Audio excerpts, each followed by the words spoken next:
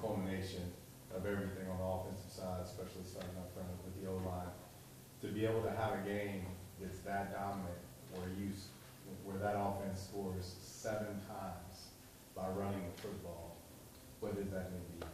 I mean, that means everything. That means we're getting the job done up front, like we're doing our job and we're doing it effectively. And just being able to see like everything pay off finally is just come together, and like it's like the puzzle pieces are coming together, and that just feels amazing, like awesome feeling. How special has just this whole run been? Not just you guys playing well, but so many guys from the state of Arkansas making kind of an impact on this team. Oh, it's amazing. So just to represent the state and like that is just a great feeling. You know, we got Cross, you got Cedric, myself, Zach. You know, just everyone is just, you know, like we're from the same state. Like, why not be able to, you know, say, hey, we're from Arkansas.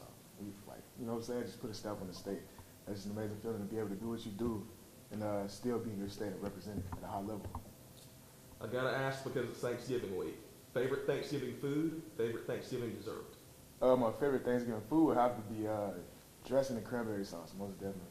And for dessert, I'm really like down for everything. So to just pinpoint one, I'd say sweet potato pie for one. Yeah, you look at the offensive line, and I think 4 of you guys have started every single game together this season. Just how much is that consistency and working together so much, you know, how much is that meant, and how much does that help? That helps a lot. You know, you're able to communicate effectively. You know, there's not a drop off. So just being able to have that same workspace with each other, just being able to pick up fronts, pick up certain signals on defense, certain techniques and stuff like that. That's a major advantage for us. Have you been part of a game like that where you got that much domination in the run game, and then have you been part of that? And then you know, the guys across from you, did you at any point you just see the demoralization taking over them? Could you tell that they were just kind of done, or you know, that's kind of inside the lines? How was that? You know what I'm saying? Because I wonder if there's any quit with those guys.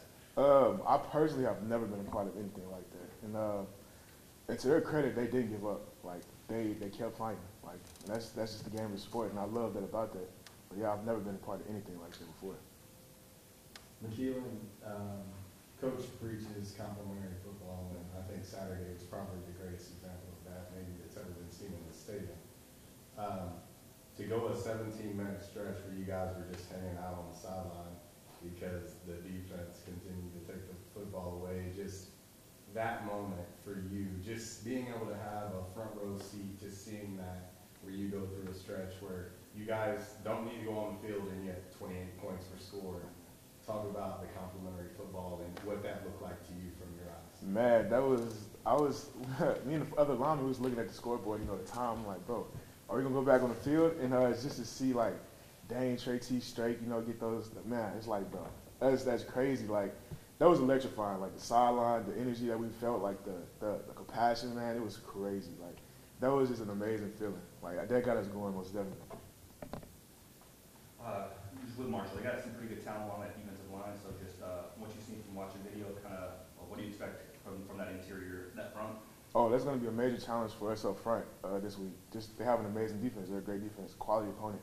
You can turn on the film and you automatically gain respect for them, just like through how they play. And that's going to be a great challenge for us this week. Is it definitely any way to turn the page a little bit? But obviously that was a big win, and the way it played out was certainly memorable fashion. It was, but as Coach Jones preaches, he preaches that all the time as a 24-hour rule. So, like, we celebrated it, and now it's like on to the next page. Because this game is just as important as the last. So we're just going to treat it and take the progress in this practice, like, throughout this week to prepare for this game next. I talked to Coach about this briefly, but it felt as if Saturday was kind of the culmination of the process, all hitting at once. From your perspective, from the defensive side of things, how did that feel? It felt great.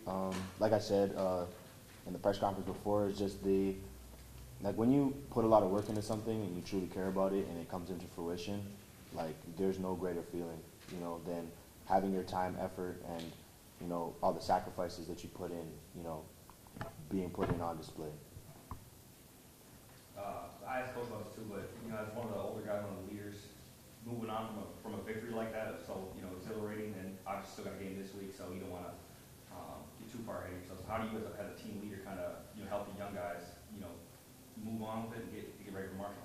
Well, it's just understanding that, you're only as good as, the day, right? You're only as good as what you did that day. So, that day is gone. It's over with, right? Monday is what after Monday, we had our practice, we did what we did, and then understanding that, now we got Tuesday. What are we doing today that's going to help us have success on Saturday? So, we have a 24-hour rule here where it's just, after a win or a loss, you accept what happened, you go back to the drawing board, understand what you need to do to get better, and then move forward. Because if you're dwelling in the past, you're not living in the present. So.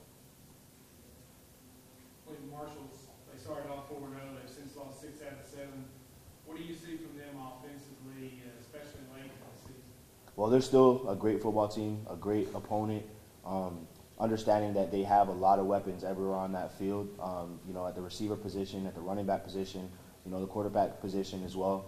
Even though it's been different all season for them, they've had a guy go down and things like that. But they're an amazing team that we're not going to take lightly in any sense of the word. So we still see a lot of power and a lot of strength from that team. Wanted to throw I did ask a curveball last week about Spider-Man, but this time a little bit different. Thanksgiving week obviously. You're Canadian, so you kind of get to celebrate it twice. Favorite Thanksgiving food, favorite Thanksgiving dessert? Favorite Thanksgiving food would have to be mac and cheese, but I'm starting to shift toward sweet potato a little bit. I didn't like sweet potato before I came down south, so that sweet potato is growing on me. And favorite Thanksgiving dessert, sweet potato pie. Same. All right, Melique. In regards to, obviously, Marshall putting the 24-hour rule in place, putting that week behind you, how vital will leadership in the locker room, such as yourself, as well as other leaders on this team, be this week to keep the focus back on getting win number 7, finishing off the regular season with that win? How vital will leadership be within the locker room to this week? It's going to be extremely vital because, I think it's human nature to get complacent at times. So you have to actively combat that. You can't just, think, we're not going to get complacent or whatever. No, it has to be active. So, there's been, things that have been said already. Like, Eddie Smith has been, huge vocal leader these past couple of days, letting us know and understand that, hey, like, that's gone and done with, and this week is this week, and we got to make sure that we put our foot on the gas and get going because, it's going to be extremely important, especially the young guys. The young guys look at us, as leaders, and they got to see that, moving forward, that, you do one performance, you have a performance, but you got to move, you got to keep moving, and the train's got to keep going. So it's going to be extremely vital this week. Just for the guys that have seen out the first half, Hodge and obviously Thomas back there at safety. So, he's obviously one of the leaders of that back end. So how does the communication change with you guys being shorthanded back there, or just next man up and you guys just keep moving? Well, again, it's going to be the next man up. Of course, Trey T is a great player. Trey T is a leader on the team. One of my best friends as well. And I don't think that there's going to be any fall off because we have young guys who they see that and then they try to emulate it. James Reed or whoever else is in that position, they're going to come in and they're going to want to emulate that. They're going to want to emulate what Trey T does. And I have extreme confidence in the guys that we have on this team. And moving forward, I understand that those guys are going to do what they need to do to get the job done. So I think that there won't be any drop off at all.